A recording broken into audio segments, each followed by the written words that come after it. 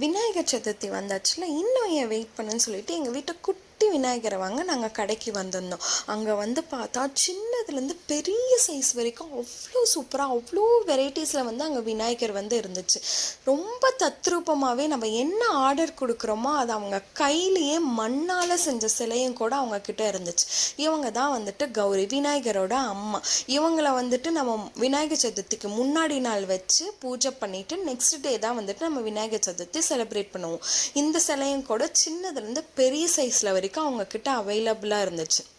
விநாயகர் சிலை செஞ்சு on the ஸ்பாட்லேயே வந்துட்டு அவங்க பெயிண்டிங்கும் வந்துட்டு நமக்கு அடித்து தந்துடுவாங்க. பெயிண்ட் அடித்த பிறகு சூப்பராகவே இருந்துச்சு அந்த சிலை. இவங்க கிட்ட மண் சிலை தான் வந்துட்டு ரொம்ப நிறையாவே ஆர்டர்ஸ் இருந்துச்சு.